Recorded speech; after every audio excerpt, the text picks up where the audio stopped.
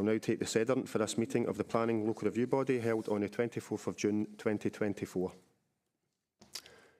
Councillor Allison has indicated that he may be late, otherwise have to put his apologies in. The following members are present: Councillors Jerry Convery, Colin Dewar, Gladys Ferguson Miller, Elise Frame, Leslie MacDonald, Richard Nelson, Norman Ray. With apologies from Councillor Graham Scott, and Councillor Maureen Devlin is attending as a substitute, and Councillor David Shearer is also present. Thank you, and I will now hand you back to the Chair for today's business.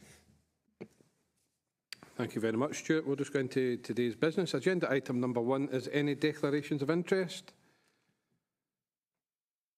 If there are no declarations of interest.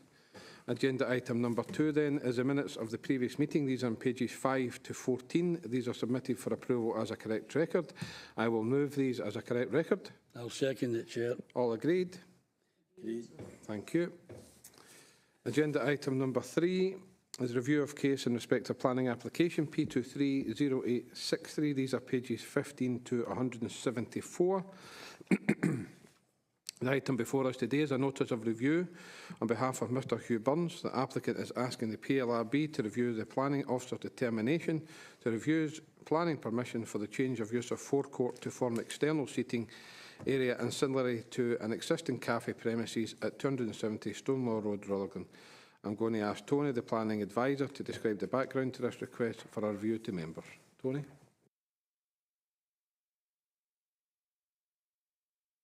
Thank you, Chair. As a preamble, members will remember at a previous meeting this review was deferred to allow some further publicity to be carried out in terms of an advert in the local newspaper. That publicity is now being carried out, and there have been no further representations made to the application.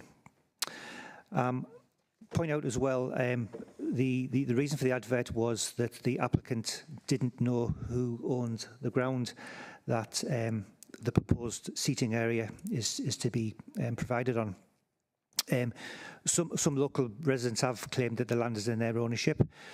What I would say is ownership procedures or ownership of a site aren't a planning matter in terms of the decision-making process that we're going to carry out today. The proper procedure in terms of publicity has been carried out, but as I say, we just need to consider the planning merits of the case today.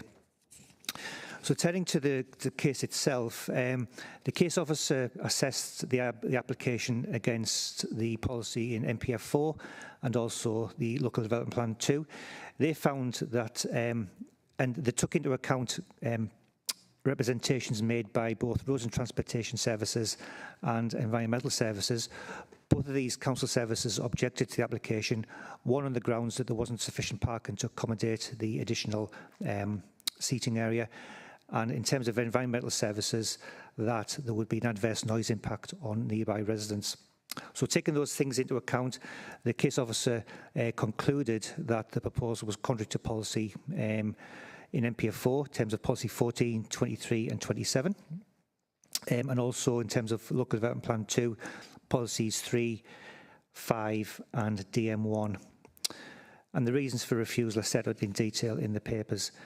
In response to that, in their review submission, the applicants have submitted reasons why they think the application the reasons for refusal should be overturned by the review board. They've advised that, or pointed out that the site or the property is already in use as a cafe, and that's a lawful use, and there are permitted development rights to create additional seating on the pavement without needing planning permission. They don't believe that the proposal is likely to raise unacceptable noise levels. But to point out, though, that no evidence has been provided from the applicant to demonstrate that. They've pointed out also that open hours can be controlled by condition. And also, in terms of the impact on parking and road safety, they're advising that the main customer base of the premises are local people, so therefore there's very little additional traffic generated by the proposal. So I'll just hand back to you, Chair, to carry out the review. Thank you, Tony. The first point for the PLRB then to consider and decide is how to proceed with this review.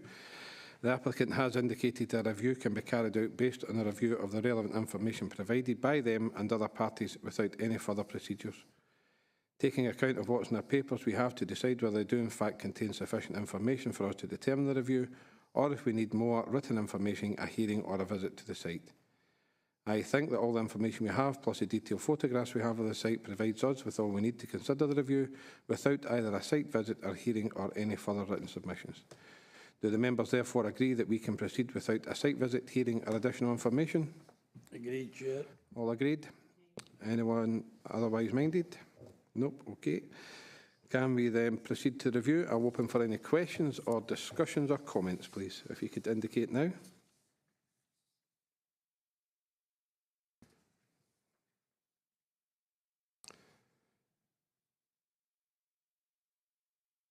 Tony, can I just ask a couple of questions just round about the page 45, the one that came in from Planning and Building Standards, environmental, and regarding the noise from the dwellings that would to protect occupiers from the dwellings of noise-sensitive buildings.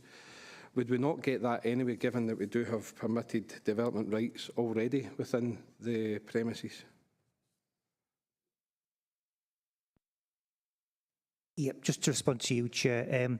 As I said in my presentation, where you've got an existing cafe under permitted development rights, where permission isn't required for works, the operator could create an external seating area on the pavement without needing planning consent. So that in itself would potentially raise raise noise concerns and additional noise impact as a result of that. But as a planning authority, we would have no control over that position. Obviously different when there's a planning application submitted. In this case, we can consult environmental services and ask for their comments and take those into account when we make a decision. Thank you, Tony. And just one for the last questions, probably more for roads, but they were concerned about additional parking. Do you think that would create any more additional parking space? Because the road is already, from the photographs that I see, already jam-packed anyway, so we can't put any more cars really in there, and that probably is a police matter for these people who are parking on the yellow lines. That's not for us to determine here as part of the planning application. So do you think that that would create any more space required, given that it's for local people who walk to this establishment? Yep, thank you, through you, Chair. So I suppose my first point in response to that, Chair, is that go back to what I said about the development rights in terms of creating an external seating area. If that was created, again, we would have no control over the amount of traffic that's generated by that and any potential parking issues. So it's not something we could take account of if that external seating area was provided. But again, in this case, we have to take into account Road's comments, whether this proposal would generate so much traffic additionally that would create on-street parking issues and potentially road safety issues as well. We have to take into account, I suppose, the members today, that the applicant has submitted that most of his clientele are local people, so they walk to the premises, they don't generate additional car park and car journeys, and therefore the car parking issue doesn't come into play in their mind. So hopefully that answers your question, Councillor Nelson. Thank you. Councillor David Shearer, please. Thank you, Chair. Just to take up a point that you raised yourself there about there's obviously a picture within our pack that shows seating on the pavement. Would it not be better to approve this and move the seating onto an area away from the pavement, therefore maybe resolving some of the issues on the pavement and getting it could be controlled under license or some other form to control the maximum amount of seating. But I do think there's maybe some merit into moving it away from the pavement and into this area which has been proposed by the applicant. But I'd be keen to hear the planning officer's views on that. Thank you, Chair. Thank you, Councillor Shearer. I don't believe there is any issues anyway from the permitted development rights from the information that we have here. It doesn't say there is any issues. I do agree with you. I think if that opens it up, it actually makes things a lot easier. But I'll ask Tony just to come in on that. Thank you, Chair. Yes, Councillor Shearer.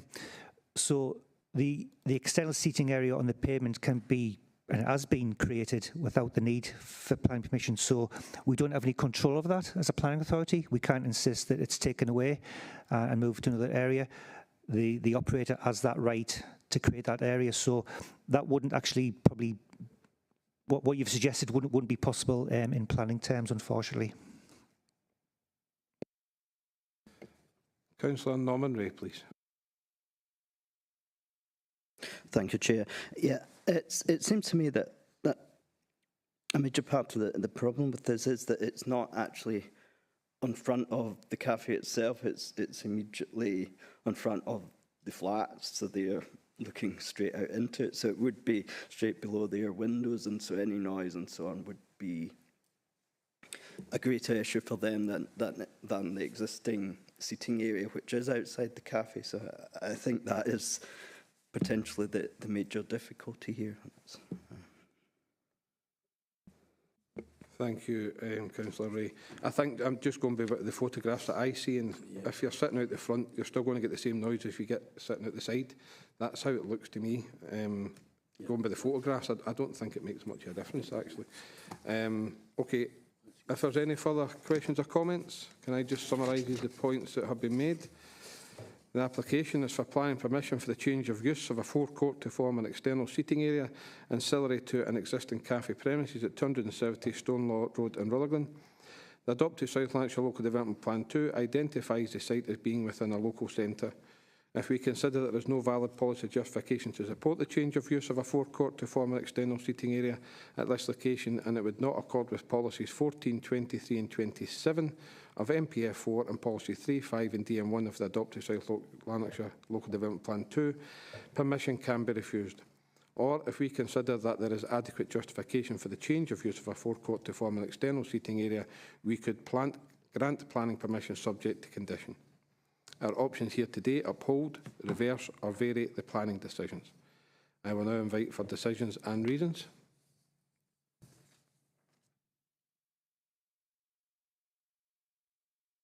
Councillor Norman Ray. Thanks, Chair. I would propose to uphold the original decision on the basis of the points that were made to justify the original decision. Thank you. And do you have a seconder, Councillor Ray?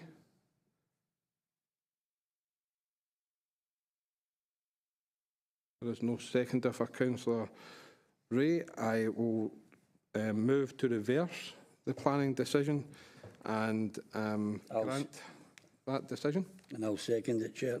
Thank you. Councillor Maureen Devlin. Press the button by mistake.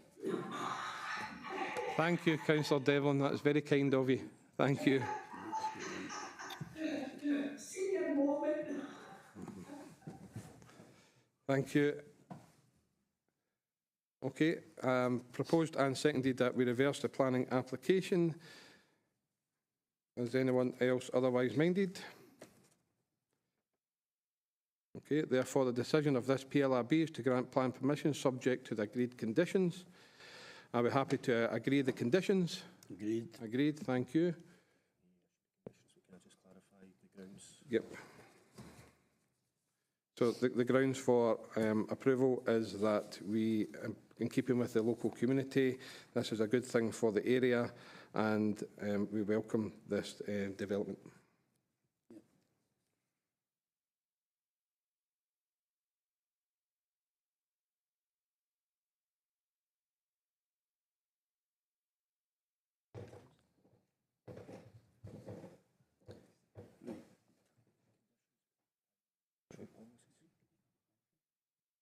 Economic benefit. Yeah. Sorry, the economic benefit as well. Would the members like to see the conditions? Are we happy to approve subject to the conditions? All agreed? Agreed. Anyone otherwise minded? Okay. Yep. There you go.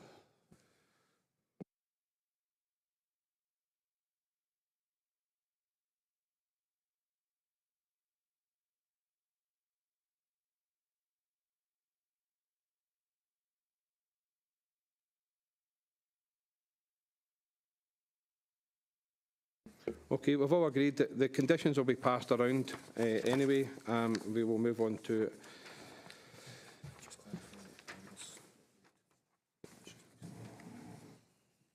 and we do all agree that these conditions have been sent out.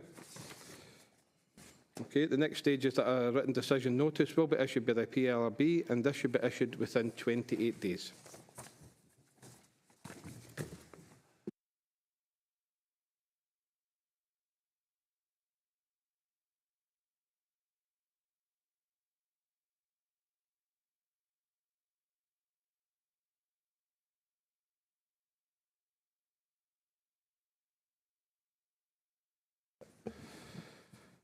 Okay, we move on to agenda item number 4, please.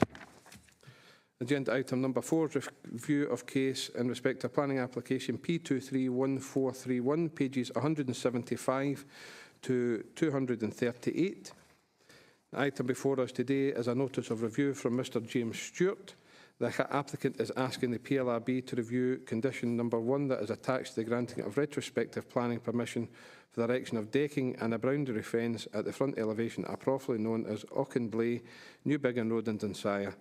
I'm going to ask Tony, the planning advisor, to describe the background to this request for a review to its members.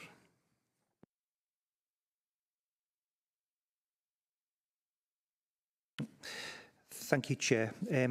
This case is probably a break from the norm that the cases that members normally consider, in that it involves the review of a condition that was attached to a planning permission that's already been granted by the planning officer. By way of background, the planning service received a complaint about some unauthorised work in terms of decking and fencing that was being carried out at the property. That then led to the submission of a retrospective plan application. The applicant submitted drawings that showed the area of decking being reduced in area, and also the height of the fence also being reduced. The decision that the case officer made was based on those submitted plans, and a condition was attached to the planning decision notice to require that work, the reduction in the area of the decking and the reduction in the height of the fence, to be carried out within 3 months of the date of consent. The applicant has subsequently submitted this review to not comply with that condition. His grounds of review are that neighbours have raised no issues with the proposal, and no complaints have been submitted. And there's always been a fence along the boundary with the neighbouring property where the new fence is proposed.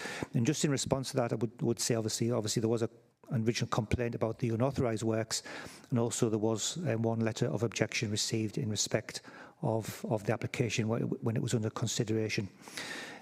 So that's the case before you today, members. Slightly unusual one, as I say, and the options before you today are either to dismiss the review and retain the condition, to delete the condition in its entirety, and the third option is for you to impose a revised condition. And back to you, Chair, for the review. Thank you, Tony. The first point for the PLRB to consider is to decide how to proceed with the review. The applicant has indicated that a site inspection should be carried out by the PLRB. Taking account of what is in their papers, we have to decide whether they do in fact contain sufficient information for us to determine the review today, or if we need more written information, a hearing or a visit to the site. I think that all the information we have, plus the detailed photographs we have of the site, does provide us with what we need to consider this review without either a site visit or hearing or any further written submissions. Do the members therefore agree that we can proceed without a site visit, hearing or additional information? Agreed. Agreed. Thank you. We will then proceed to review, and I'll open up for any discussions, questions or comments. If you can indicate now, please. Councillor Norman Ray. Thank you, Chair.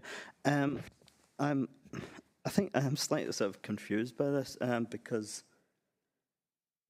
am I correct, or have I missed something, that the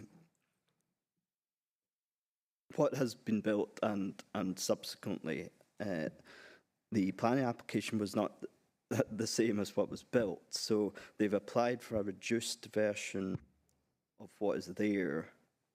That's been granted with the condition that they do reduce it as they proposed to, but now they're appealing against what they said they wanted to build in the application. The second question I suppose I have is, if the conditions were removed, wouldn't the implications still be the same, that the planning application that's been, no, the planning permission that's been granted is for a lesser version than what's there, so they would still ultimately be subject to enforcement to reduce it to what they had applied for, with or without the condition being there? Or am I wrong about that?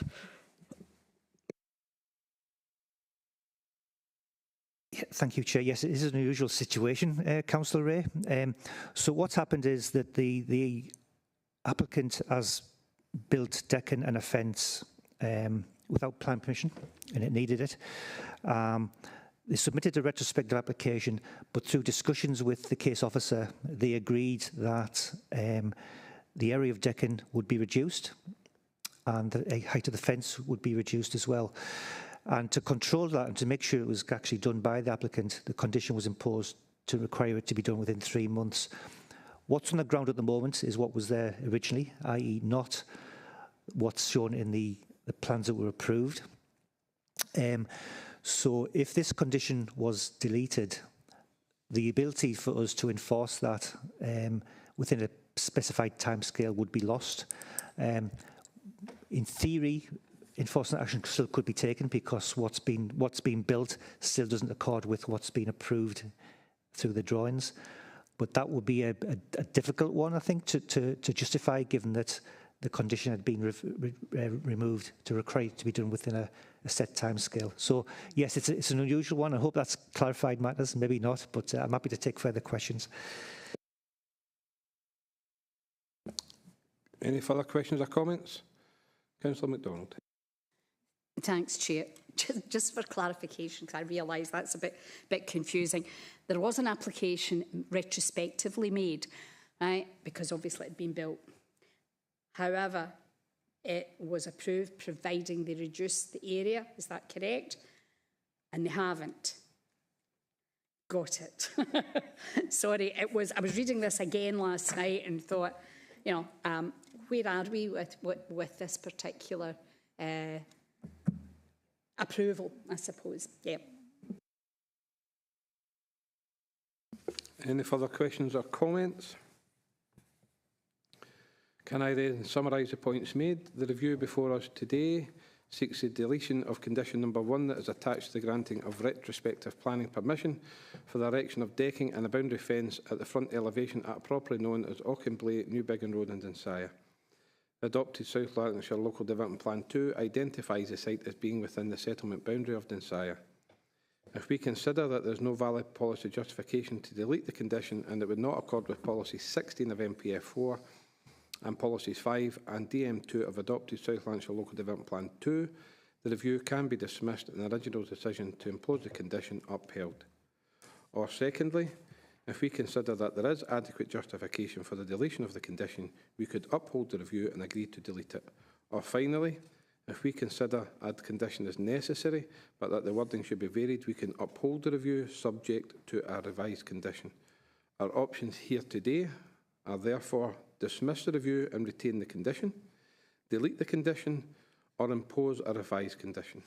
I will now invite for any decisions and reasons behind those decisions. Very quiet today.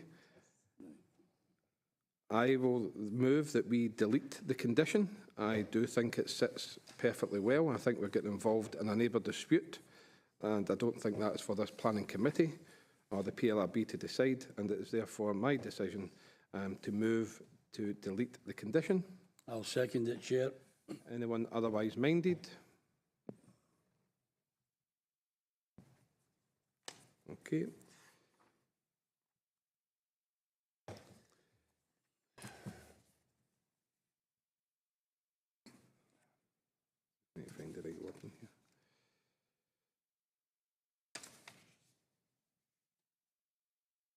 Therefore, the decision of the PLRB is to uphold the review and delete the condition.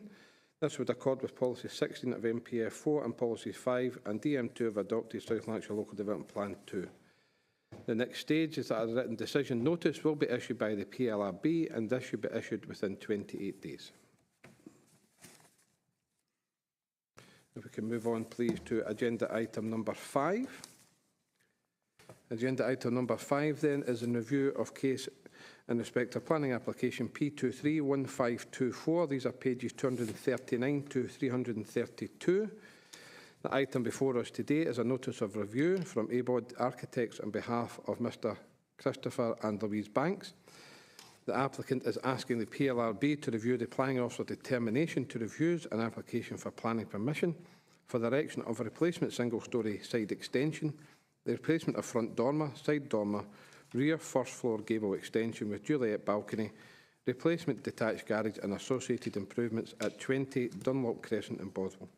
I'm firstly going to ask our legal advisor to provide some information in terms of a procedural matter, and I will ask Sean.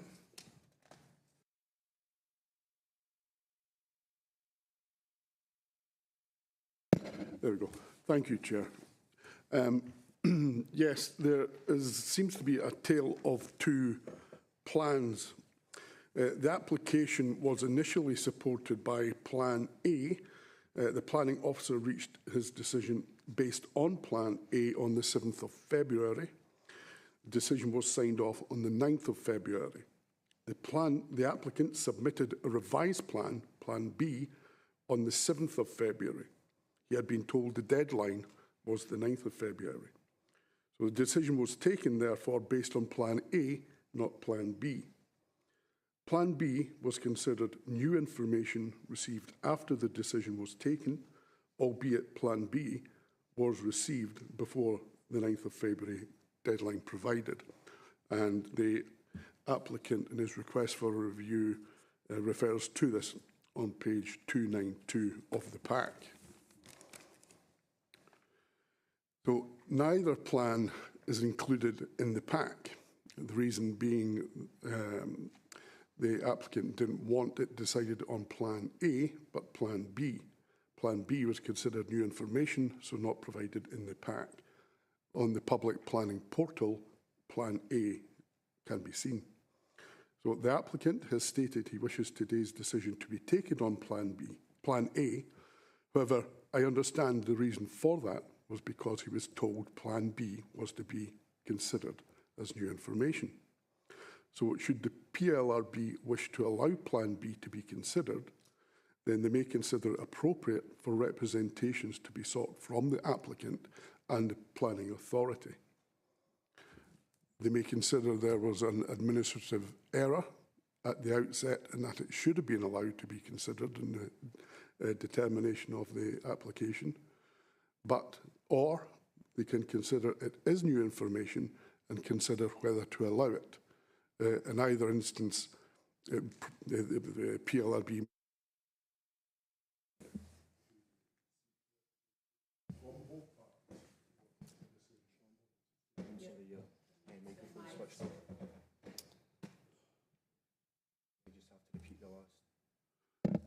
Thank you. Yes, so the PLRB may consider there was an administrative error and that Plan B should have been considered at the determination stage and that representation should be sought before a determination is taken, or they may consider that the Plan B is new information and allow it, but also allow representations to be sought and a decision taken at a subsequent stage. Both plans are available to the PLRB to consider. Thank you, Sean. If the PLRB then decide to treat Plan B as the new information, would it then be pertinent to defer this until a future meeting to allow for that to happen, that communication to happen? Is that what you basically are saying in that? Yes. Okay, thank you.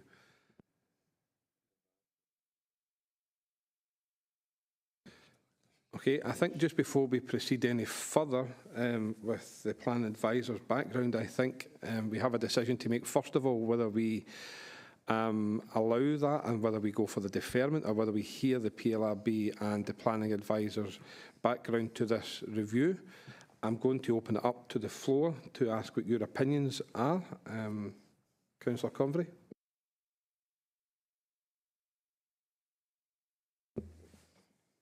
Yeah, thanks, Chair. I would move that we take the Plan B and we discuss it, because the applicant's architect had submitted it in plenty of time. It was this council that made the mistake, not them. Thank you, Councillor Convery. I would agree with that. Councillor Devlin, please. He said the same as what Jerry said. So I'll stand aside and let you two make the, well, take the thing for it. Thank you, Councillor Devlin. Therefore, if anyone doesn't agree, can you please indicate now? I will therefore ask to defer this to a future meeting of the PLRB, where the correct information can be provided and we can then have an open and frank discussion. Anyone otherwise minded on that? Okay. Therefore, agenda item number 6, I do not have any items of urgent business. I will then ask the clerk to stop the recording of the meeting. Wish you a joyful day and thank you very much.